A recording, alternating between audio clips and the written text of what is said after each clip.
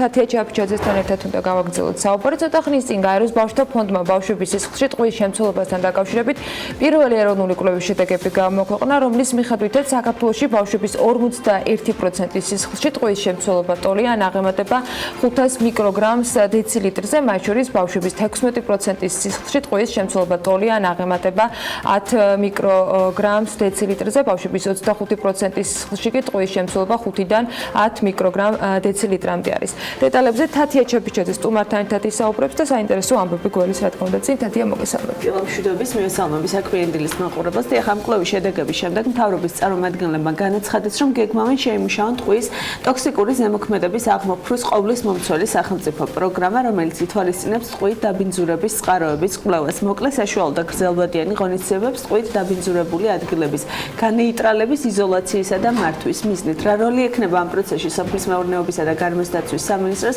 ამ თემაზე ვაგრძელებთ თემაზე საუბარს ნოე მეგრელიშვილი, გარემოს დაცვისა და სოფლის მეურნეობის სამინისტროს ატმოსფერული ჰაერის სამმართველოს ხელმძღვანელი გვერდება სტუდიაში. დიდი მადლობა მას მოგზაურობისთვის. მოგესალმებით კიდევ ერთხელ.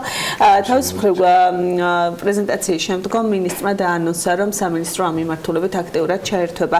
პირველ რიგში რომ თქვათ, თუ არსებობს ამ დროისთვის უკვე თქვენი კომპეტენციის ფარგლებში, ასე თქვათ, და თქვენი სამსახურის შესწავლის შედეგად გამოწვევი მიზეზები, რა შეიძლება ყოფილიყო, განსაკუთრებით იმ რეგიონებში, სადაც მაღალი ფიქსირდება, ეს იყო აჭარა, იმერეთი, სამეგრელო ზემოსვანეთი, რა არის გამავრცელებელი წყაროები, ნიადაგი, ჰაერი, წყალი, რა შეისწავლეთ, ასე თქვათ, და როგორია სამომავლო გეგმები, ამასაც რომ გითხრათ. მოგესალმებით, დიდი მადლობა მოწვევისთვის, გილოცავთ გიორგობას ყველას. მოგახსენებთ, რომ ჩვენი კომპეტენციის ფარგლებში, ანუ გარემოს დაცვის ნაწილში ჩვენ მუდმივად ვაკვირდებით ჰაერის ხარისხს, ანუ ატმოსფერულ ჰაერში ტყვიის შემცველობას, ასევე წყალში და ნიადაგში, არასასმელ წყალში და ნიადაგში. ატმოსფერული ჰაერის კუთხით მინდა გითხრათ, რომ წლების განმავლობაში არც ერთხელ არ დაფიქსირებულა ნორმის გადაჭარბება, ზღვრული მნიშვნელობის გადაჭარბება ტყვიის. უმსხვილეს ქალაქებში იზომება ტყვიის შემცველობა, ეს არის თბილისი, ბათუმი, ქუთაისი, რუსთავი. და როგორც აღნიშნე, არც ერთ შემთხვევაში არ დაფიქსირებულა გადაჭარბება წლების განმავლობაში. მიუხედავად ამისა, მაღალი საზოგადოებრივი ინტერესიდან გამომდინარე 2018 წელს დედაქალაქში ჩვენ ეს არეალი გავაფართოვეთ ტყვიის მონიტორინგის და დღეს 100-ზე მეტ წერტილში გვაქვს ინჯი აღებული დედაქალაქის სხვადასხვა უბნებში, სხვადასხვა ტერიტორიაზე, როგორც დატვირთულ ქუჩებში, ისევე საბავშვო ბაღებთან, სკოლებთან და არც ერთ შემთხვევაში ასევე ნორმის გადაჭარბება არ დაფიქსირებულა. ეს სრულად ლოგიკური აქედან გამომდინარე, რომ ატმოსფერულ ჰაერში ტყვია შეიძლება მოხდეს უმთავრესად ტყვია შემცველი ბენზინის მოხმარების შემთხვევაში. ტყვია შემცველი ბენზინის მოხმარება ქვეყანაში წლების განმავლობაში რაც უკვე აკრძალულია და აბსოლუტურად ყველა ანალიზი ბენზინის, მათ შორის სახელმწიფო კონტროლი, მათ შორის ჟურნალისტური გამოძიების ფარგლებში ჩატარებული, მათ შორის არასამთავრობო ორგანიზაციების მიერ ჩატარებული ადასტურებს, რომ ქვეყანაში არ მოიხმარება ტყვია შემცველი ბენზინი და შარშან 153 ბენზინგასამართზე 250-ზე მეტი სინჯი იქნა აღებული და გაიგზავნა შვეიცარიულ ლაბორატორიაში, საერთაშორისო აკრედიტაციის მქონე ლაბორატორიაში, სადაც დაგვიბრუნდა პასუხი, რომ არც ერთ სინჯში არ დაფიქსირდა ტყვიის შემცველობა ბენზინში. შესაბამისად, ატმოსფერული ჰაერი ვერანაირად ვერ იქნება ტყვით მოშხამვის წყარო. და რაც შეეხება სხვა მედიებს, იგივე წყალი და ნიადაგი, რა თქმა უნდა, იმ 16 ბავშვში, რომელშიც ყველაზე მაღალი მაჩვენებელი დაფიქსირდა, ჩვენი წარმომადგენლები მივიდნენ მათ ოჯახებში, მათ გარშემო შეამოწმეს როგორც ჰაერი, მაინც და გადამოწმების კუთხით, ისე ნიადაგის სინჯები იქნა აღებული და წყლის სინჯები. ჯერჯერობით, რა თქმა უნდა, ჰაერში არც ერთ შემთხვევაში არ დაფიქსირებულა გადაჭარბება, წყალთან დაკავშირებითაც ყველაფერი ნორმის ფარგლებშია, ნიადაგის პასუხებს უახლოეს დღეებში მივიღებთ, იმიტომ რომ ნიადაგის დამუშავებას თავისი ხანგრძლივი პროცედურა ჭირდება, ჯერ ნიადაგის გაშრობაა საჭირო და შემდეგ ლაბორატორიული შემოწმება, თუმცა წინასწარი მონაცემებით არც ნიადაგთან არ გვაქვს პრობლემა. საყოველთაოდ ცნობილია, რომ ტყვით მოშხამვის უმთავრესი წყარო დღესდღეობით მთელ მსოფლიოში ეს არის ტყვია შემცველი საღებავები. მთელ მსოფლიოში მოიხსნა ტყვია შემცველი ბენზინის პრობლემა, მათ შორის საქართველოშიც რა თქმა უნდა დარჩა. მინდა შეგეკითხოთ, იგივე ამ კვლევის მიხედვით, რაც მოლოდინი იყო, რომ დიდ ქალაქებში იქნებოდა საპირისპირო ტენდენცია აღმოჩნდა და იგივე როცა უფრო დეტალებში შევიდეთ, ვნახეთ, რომ აი აჭარაში, სადაც რომელიც პირველ ადგილზე იყო, აღმოჩნდა, რომ არათუ ბათუმში უფრო მაღალი არის მაღალმთიანი აჭარის სოფლებში. მაშინ თქვა, რომ აი მე მეინტერესებს პირველ რიგში, თუ მოხდა იმ თქვათ მაღალმთიანი აჭარის სოფლების გამოკვლევა იგივე ატმოსფეროს ატმოსფერულ ჰაერზე იგივე რამდენად შეიძლება ხდებოდეს თქვათ რაიმე ფორმით რაიმე საწვავი ან რაღაცა ისეთი გამავრცელებელი რაც შეიძლება თბილისში არ იყოს დასაშვები, მაგრამ სადღაც ხდებოდეს. ანუ ამის ზუსტი პასუხი გაქვთ, რომ ჰაერში არც ერთ შემთხვევაში არ ფიქსირდება, მათ შორის არც აჭარის მაღალმთიანი. ნამდვილად, ეს 16 ოჯახიდან უმეტესობა იყო გური, მაღალმთიანი გურია, მაღალმთიანი აჭარა. რა თქმა უნდა, თითოეულ მათგანთან ვიყავით მისული, გავზომეთ ზუსტად მათ გარშემო და რა თქმა უნდა არ დაფიქსირდა, როგორც აღნიშნე, არც ჰაერში, არც წყალში, ნიადაგშიც, აი უახლოეს დღეებში ოფიციალურად გავავრცელებთ ინფორმაცია შედეგებზე. რაც შეეხება რეგიონებს, არ ვიცი რატო იყო მოლოდინი, რომ სხვა ქალაქებში უფრო მაღალი იქნება მაჩვენებელი. უკვე 2 წელზე მეტია ვამბობთ, რომ ჩვენი სამინისტრო ამბობს, რომ ატმოსფერულ ჰაერში ტყვია წლების განმავლობაშია, რაც ნორმაშია და მაინც ეს მოლოდინი რატო იყო ვერ გეტყვით, ალბათ იმიტომ რომ ზოგადად ჰაერის დაბინძურების კუთხით მშენებლობის და ასე თქვათ ბევრი რაღაცა. ეს მიზერული წყაროები არის და ყოველთვის იქნება ტყვია მიზერული რაოდენობით ძალიან ბევრი პროცესისგან იფრქვება, მთავარია ეს იყოს მიზერული რაოდენობით და არა. ანუ თავი გამოწვევი რა კუთხითაც მუშაობთ, ეს არის საღებავები და ეს არის წყაროს მიკვლევა და ძალიან დიდი ალბათობით ეს არის საღებავები, თუმცა ზოგიერთ ოჯახში აღმოჩენილი იქნა მაგალითად ტყვიის დაფაზე, ესე დიდ ტყვიის მეტა ნაჭერზე, ესე თქვა ამტროებდნენ თხილს და ნიგოს და შემდეგ მიირთმევდნენ და ამ ბავშვს ამ ტყვიის ნაჭერთან შეხება ჰქონდა, ჩვეულებრივად მიდიოდა და ეთამაშებოდა ესე თქვა. მეორე ოჯახში აღმოჩნდა რომ მონადირე იყო მამა და საკმაოდ დიდი რაოდენობით ტყვია ჰქონდა. არის ალბათობა დიდი იმის რომ ქვეყანაში საკმაოდ აქტიურად განსაკუთრებით მონადირეები თვითონ ასხამენ საფანს კუსტარულად და ესეც ძალიან სერიოზული წყარო შეიძლება აღმოჩნდეს. სწორედ ამიტომ სახელმწიფოს აქვს გეგმა რომ შეიმუშაოს გრძელვადიანი და მოკლევადიანი გეგმები მისთვის რომ პირველ რიგში რა თქმა უნდა წყარო უნდა იქნას აღმოჩენილი და დიდი ალბათობით კიდევ ერთხელ გავიმეორებ რომ ეს არის საღებავები, იმიტომ რომ მთელ მსოფლიოში ესეა. და ეს რეგიონების გადანაწილებაც გარკვეულწილად და გარკვეულ ეჭვს გვიჩენს და სხვათა შორის ჩვენმა კოლეგებმა აჭარის რეგიონიდან დაგვიდასტურეს რომ ეს შეიძლება დაკავშირებული იყოს ეგრეთ წოდებული გემის საღებავის გამოყენებასთან. გემს ჭირდება განსაკუთრებული გრადის საღებავი, რომელიც დიდი რაოდენობით ტყვია შეიცავდა წლების განმავლობაში და იყო პრაქტიკა წლების განმავლობაში საბჭოთა კავშირის დროს რომ ეს გემის საღებავის მოპოვება ხდებოდა, მოსახლეობაში გასვლა ხდებოდა ესე და მოსახლეობა ძალიან აქტიურად მუშაობს გარემოს დაცვის გარემოს დაცვის სამინისტროს კომპეტენციაში არ შედის საღებავების კონტროლი, ეს უკვე სხვა უწყებების თემა, ეს არის ეკონომიკის სამინისტროს თემა, ჯანდაცვის რა თქმა უნდა თავის. სწორედ ამიტომ არის უწყებად შორის კომისია შექმნილი, რომ მან ყველა უწყებამ თავის პასუხისმგებლობა იყოს, თავისი ღონისძიებები განახორციელოს იმისთვის, რომ პირველ რიგში დავადგინოთ წყარო რა არის და შემდეგ აღმოფხრათ ეს წყარო. ჩვენი კუთხით რაც შეგვიძლია ვთქვათ, ატმოსფერული ჰაერი ნამდვილად გამოირიცხა, აბსოლუტურად ყველა მონაცემებით, წყალიც გამოირიცხა, ნიადაგის შედეგებს უახლოეს დღეებში მივიღებ და ნიადაგშიც თუ აღმოჩნდა, შემდეგ უნდა მივაკვლიოთ წყაროს, საიდან მოხდა ნიადაგში ტყვია. გეგმა როგორია, ვთქვათ, წყაროს დადგენა, რა ვადებია, ასე ვთქვათ, გაწერილი და შემდგომი სამუშაო როგორ არის გაწერილი განეიტრალების მიმართულებით. მოგახსენეთ, პრემიერ-მინისტრის განკარგულება, მთავრობის განკარგულება უბრალოდ არსებობს ამისთვის, რომ 2 თვის ვადაში უნდა შეიქმნას კონკრეტული გეგმა, აი როგორც გრძელვადიანი, ისე მოკლევადიანი, კონკრეტული ნაბიჯებით და მანამდე რა თქმა უნდა ამ ოჯახებში სადაც ნორმაზე მაღალი აღმოჩნდა ტყვიის შემცველობა ბავშვების სისხლში, იმ ოჯახებში გაგრძელდება ესეთი ვიზიტები, შემოწმდება მათი საცხოვრებელი გარემო, მიმდებარე გარემო ასევე ჩვენი კუთხით და იმედია კი აუცილებლად უნდა დავადგინოთ წყარო.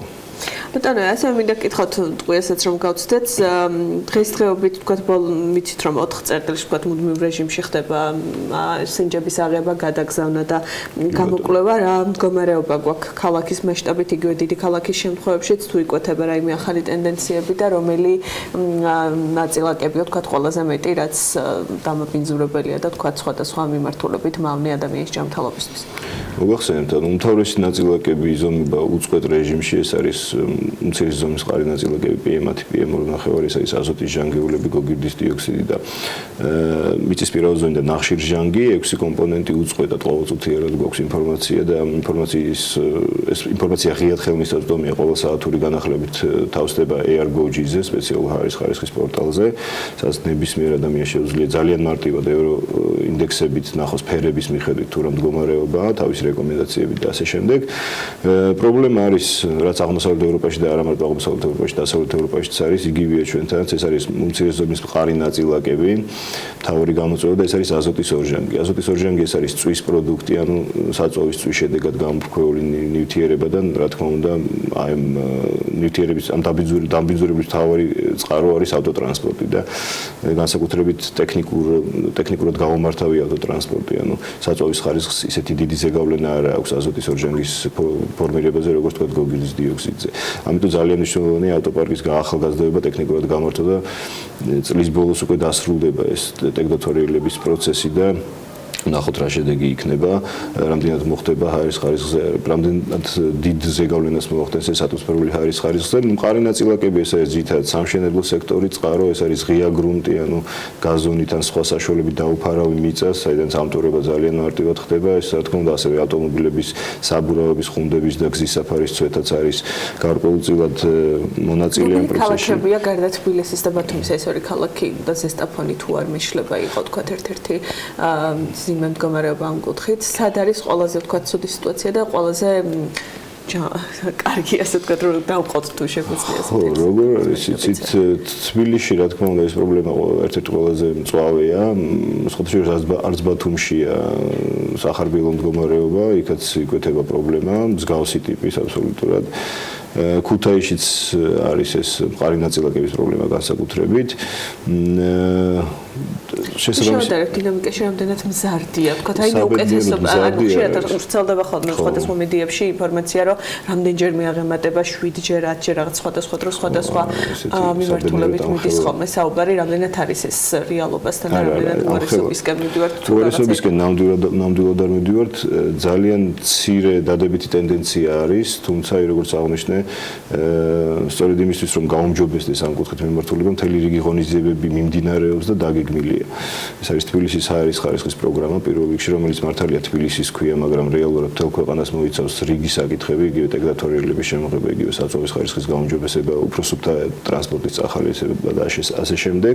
საბედნიეროდ არ გვაქვს ზრდის ტენდენცია, გვაქვს გარკვეულწილად როგორც აღნიშნე მცირე შემცირების ტენდენცია, თუმცა ეს ღონისძიებები კიდევ უფრო უნდა გააქტიურდეს, კიდევ უფრო მეტად უნდა დაიფაროს ღია გრუნტი, კიდევ უფრო უნდა გამკაცრდეს ტექნოთორიელებაზე მონიტორინგი, განსაკუთრებით აღსრულება, იმიტომ რომ გვაქვს ინფორმაცია, რომ ავტომობილები გადიან ტექნოთორიელებს და შემდეგ ისევ ეაგრძელებენ ბოლო, ასე ვთქვათ, როგორც მანამდე იყო, ამიტომ ძალიან მნიშვნელოვანია შემოწმება, გზაზე კონტროლი, გამონაბოლქვის შეიქმნას ქვეყანაში ესეთი პრაქტიკა და ამასთან, რა თქმა უნდა, ჩვენ ვართ იმ რეგიონში, სადაც ძალიან აქტიურად ვრცელდება ეგრეთ წოდებული აფრიკული მტვერი, ეს არის საჰარის მტვერი, რომელიც 1000 კილომეტრზე გადაადგილდება და ძალიან ხშირად გვაქვს ესე ვთქვათ, აი ამ ტრანსსასაზღვრო დაბინძურების, ანუ საჰარიდან წამოსული მტვრის მასების შემოსვლა საქართველოში, როცა ძალიან მაღალი მაჩვენებლებია მყარი ნაწილაკების, ეს უმთავრესად პირდაპირ კავშირშია ამ ტრანსსასაზღვრო დაბინძურებასთან.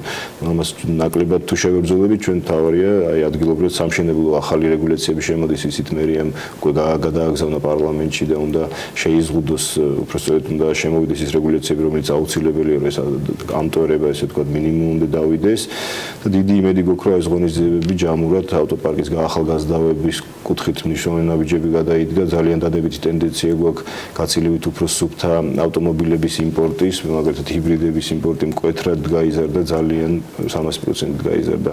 ბოლო წლებში საქართველოში ელექტრომობილები უფრო პოპულარული ხდება და დიდი იმედი გვაქვს, რომ ტექნოთორიელებთან ერთად ავტოპარკის გაახალგაზრდობა და გაჯანსაღებასთან ერთად მივიღებთ დადებითი ტენდენციას. თქვენი მიმართულების ბოლოსაც მინდა რომ ვკითხოთ, თუ გეგმავთ თქვათ იგივე დამტებითი წერტილების, ან რამდენად არის სრულფასოვანი შედეგები რაც გაქვთ და თუ იგეგმება სამალოთ კიდევ ახალი წერტილებში სინჯების აღება. ევროდირექტივის მიხედვით 4 წერტილი, ახლა უკვე 5 გვაქვს, რამდენიმე კვირის წინ გაიხსნა, 1-2 კვირის წინ გაიხსნა დედაქალაქში აღმაშენებლის განძირზე კიდევ ერთი მეხუთე სადგური სრულად აკმაყოფილებს ევროდირექტივის მოთხოვნებს, თუმცა რა თქმა უნდა ჩვენ გვინდა რომ უფრო მეტი მონაცემები გქონდეს, ამისთვის უკვე იტალიის მთავრობის მხარდაჭერა გვაქვს და 5 ახალი ავტომატური სადგური შემოაქვეყანაში, ალბათ სხვადასხვა ქალაქებში გადანაწილდება და მათ შორის ეს სავარაუდოდ 2020 წლის პირველ ნახევარში უნდა შემოვიდეს. მანამდე ქალაქებს მოიცავს. სავარაუდოდ ეს იქნება ზესტაფონი, ეს იქნება ქუთაის დაემატება კიდევ ერთი სადგური, ბათუმსაც გვინდა რომ კიდევ ერთი სადგური დავამატოთ მსხვილეს ქალაქებში რომ მივიღოთ ინფორმაცია სავარაუდოდ ძველ რუსთავში გვიყენია ხა ავტომატური სადგური და ახალ რუსთავშიც გვინდა რომ დავამონტაჟოთ და ნუ ეს ამაზე კიდე კვლევას ჩატარდება ესე თქო საჯარო. დაწუნებული ვარ ამ თემებზეც აუცილებლად არაერთხელ ვისაუბრებთ კიდევ ერთხელ საქმე ინდილის ეთერში. მადლობა სტუმრობისთვის. ნოემ მეგრელიჩი გარემოს დაცვისა და სოფლის მეურნეობის სამინისტროს ატმოსფერული ჰაერის სამართლოს ხელმძღვანელი რეგალია მოკლედ საბოლოო ჯამში დავასრულე. მადლობა კიდევ ერთხელ თქვენ სტუმრობისთვის და თქვენი დროისთვის. მადლობა თათია შენ მასპინძლობისათვის.